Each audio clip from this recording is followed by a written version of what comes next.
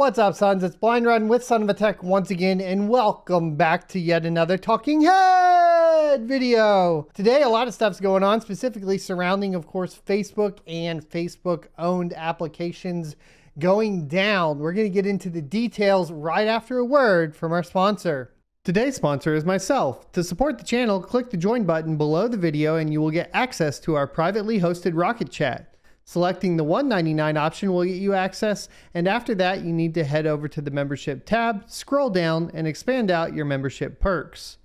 Find the section for connecting on social media, and in that section there will be a secret registration URL to join Rocket Chat, where you can sign up to enjoy talking with other cryptocurrency enthusiasts and miners without spammers, scammers, or bots. Welcome back. So the reason we're covering this on a crypto channel is because it has to do with technology, and we can kind of integrate this into maybe how blockchain or other services that are similar or related to blockchain may resolve issues like this.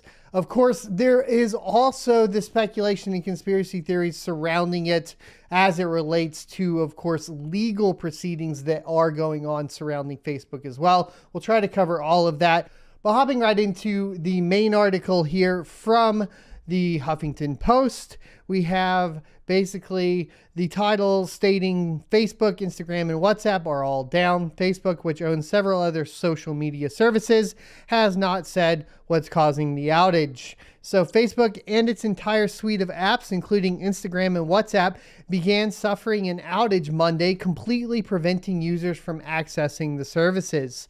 The sites went down at 9 a.m. on the West Coast, where the company has its San Francisco Bay Area headquarters, and had not come back online for more than 2 hours later. Facebook hasn't said what's causing the outage, but it's acknowledged the problem on Twitter. There's no word yet on when services should go back online. Now on Twitter, Facebook app said, "We're aware that some people are having trouble accessing the Facebook app. We're working to get things back to normal as quickly as possible, and we apologize for any inconvenience." The site went down right as Facebook's global head of safety, Antigone Davis, was appearing live on CNBC to defend the company against a whistleblower's accusations that it prioritizes profits over stopping hate speech and embraces algorithms that allow such rhetoric to thrive across its platforms. That whistleblower, Frances Hogan, I have not watched anybody pronounce that name, so let me know in the comment section below.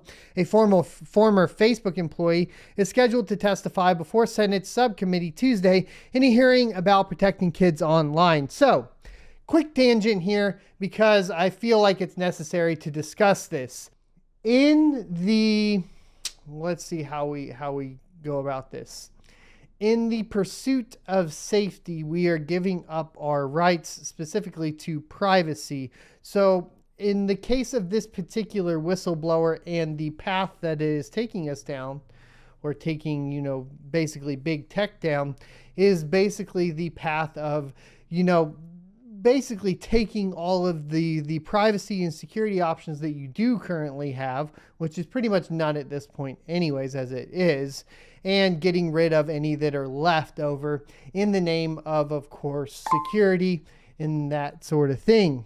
So one of the big things that a lot of people have talked about within the crypto space is, of course, taking back that security and privacy, and just in general, the responsibility with your personal finances, being able to transact between two people without the interference of governments or banks, etc. At least that was the original intent of cryptocurrency. But as it goes along further and further and further, we have this slippery slope of, well, the government needs to know and track it so that they can understand how much taxes you owe. Oh, the government needs to know because some people use, of course, this cryptocurrency to commit crimes or to launder money. Oh, maybe these people are using it to pay for child stuff online, which obviously none of those things, if you hear those things, right, in your head, you hear, oh, well, we need to do it because we need to stop, these things happening to these people, you're like, there's a part of you, where it's like, yes, we need to stop these bad things from happening. We can all agree as a society, for the most part, most people in society would agree against, or preventing certain things along the lines of murder, any sort of assault, etc., violent crimes. We all agree that those are wrong, and therefore if we hear that there's a way that we can prevent them, we usually lean towards the side of preventing them. The problem is that we end up giving up a certain amount of rights in the process of doing that. So there should be a fine line or a balancing act being performed there in countries that value freedom. So something like what the U.S. Has been proposed to be, at least, ideologically, to a certain extent, you could say, as far as like your freedoms, the Constitution that basically provides those freedoms to the individuals that live within that specific geographical location. And that may vary depending on where you live. Now, what's going on with the whistleblowers, along with, of course, just Apple, like we said, is it's kind of this argument of like, these bad things are happening, therefore we need to invade the privacy of all users of said things, all users of cryptocurrency, all users of social media, so on and so forth. And what you end up having is basically a completely invasive technology into the private lives of the citizens, albeit through kind of an interesting corporate structure, right? So this can be done through Apple, not the US government, right? You have the lobbyists that are basically working, between, the government and, of course, the big tech corporations. And you guys can look up, any sort of possible conspiracy theories surrounding that. We do know that money talks, and if we're talking about big tech, we know there's a lot of money there, and we know that the US government likes money, and so that would kind of be the reasoning why these two would work together to remove the privacy, etc. And if you remove the privacy, it also makes it easier to sell items. Now, of course, with this particular whistleblower, and I know this is a long tangent, it is interesting that it is talking about prioritizing money over hate speech. So this is kind of interesting because you have the algorithms prioritizing money, right? Could be a problem that I think we all recognize. Now, the specific targeting of it in relation to hate speech, as opposed to just, maybe like, let's not push as many ads. Let's, push some things that improve people's lives or whatever, could be, I guess, an argument to a certain extent if it was blatant. I don't know where we're going to be at as far as the whistleblower goes. I'll be keeping track. It's super interesting. But Facebook's still down, and I did go ahead and head on over to MX Toolbox to see, of course, if I could find anything.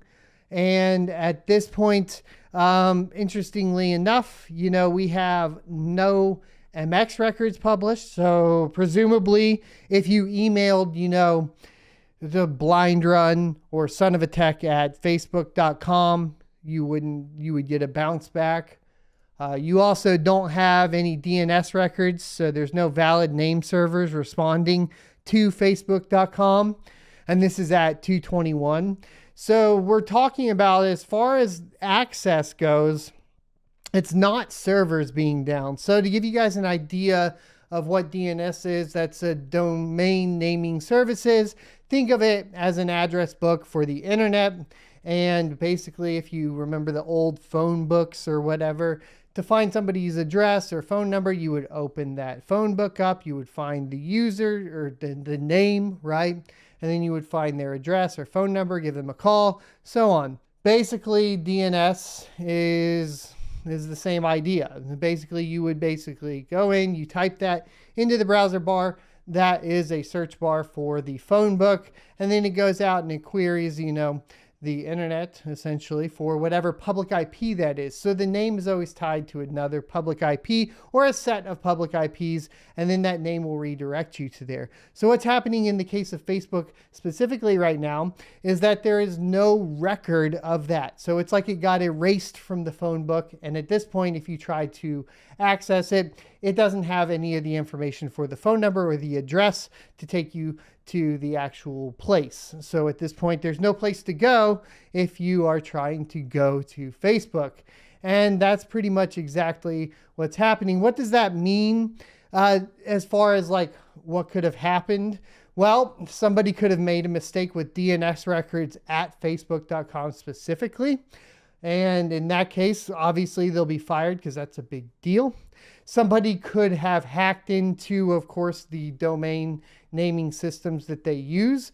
An example of those, GoDaddy will supply that. You have, of course, I'm trying to think of all the big ones, and then I draw a blank. But I know that, let's see. So Cloudflare. Cloudflare is the one that a lot of people use right now. I'm pretty sure Facebook probably has their own setup of some sort, but somebody could have gotten into the registrar or into just the domain hosting platform and removed all of the records. That's a possibility. Or somehow the domain name hosting went down. That's a possibility as well. As far as I can tell, it's just not there. There's no record of it, so I don't know exactly what's going on. This doesn't mean that the servers are down necessarily. They're probably up and running. If you could figure out what the public IPs are, or if you went through and looked up some from previously, you could maybe hit the public IPs. Of course, you wouldn't have any of the certs. For example, basically what happens is a website will register a cert, which will show that it has a secure connection. And so you would probably receive some sort of error when trying to connect directly to the public IP, saying something along the lines of this is not a safe website. So keep that in mind if that's pretty much what you do try to go ahead and do. And then the funny for the day is going to be, of course, Twitter tweeting out, hello, literally everyone, as they basically make a joke about being one of the few social media sites currently up. So there you go. So what's going on? Why is this happening? I don't know exactly, but there are some things that we could talk about that helps prevent these things from happening, because this is DNS, right? So I know there's some blockchain technologies that they're working on, some blockchain integrated technologies that are also being worked on. A great example is IPFS, which stores, some sort of data of the specific site across, basically a whole bunch of different nodes. If you're familiar with cryptocurrency, maybe that would make more sense. And that is kind of the newest technology. Would that help Facebook specifically? It depends, because you're not going to be able to host all of the Facebook data through IPFS, at least at this point, to my understanding, because it would be too much. But that record of wherever it needed to point would more than likely still be up, because IPFS with DNS would have a record of that outside of just the domain host. So you would have basically the record of whatever address or number, right? The public IP, the phone number or the address that you need to reach when typing in facebook.com. It should be recorded in multiple nodes across, basically decentralizing the address book. So that could be a possibility, as opposed to right now, if you just had it set up on like just Cloudflare or just GoDaddy or whatever host, like a single individual host. If that host goes down or the record gets removed from that host, it's gone forever. Another thing that we can talk about is, of course, unstoppable domains. Now, for a large site like, of course, Facebook, this may not be, of course, the best option because it doesn't have .coms, but I would highly recommend looking at unstoppable domains. I've been doing some more research if you guys are interested in it. Basically, it's building decentralized digital identities for the world. Use blockchain domains as your universal username across apps and websites, website URL, payment addresses, wallets, and much more. It's super interesting how it functions, and I think that it is going to help basically decentralize the process of selling and buying domains. So another possibility that we didn't discuss, and this would help resolve, is the fact that the domain name facebook.com could have expired its registration and Facebook didn't re-register it or have auto renew on in time. In theory, Unstoppable Domains would prevent this by basically having it recorded on the blockchain. And if you wanted to resell it, you can resell it through them, but you would actually have to put it up for sale. Now, that's not how .coms work at this point, because primarily they're all on some sort of renewal service. This is just a new way of handling it where you're registering the domain on a blockchain, and then you have to go through a few more steps if you actually want to sell it. So that's kind of a new way, an interesting option, and just tying all of this into cryptocurrency. Hope this video was helpful and you found a couple nuggets of truth or at least information in it. I can always be wrong, and if I am, let me know in the comment section below and we'll try to correct it. We shall see what happens with this Facebook deal in a bit, and I bet by the time I get the video up, Facebook will be back up as well. Thanks for watching. I'll see you next Tuesday. If you enjoyed this video, be sure to subscribe to see more. Also, you can check out this playlist for more content talking about cryptocurrency.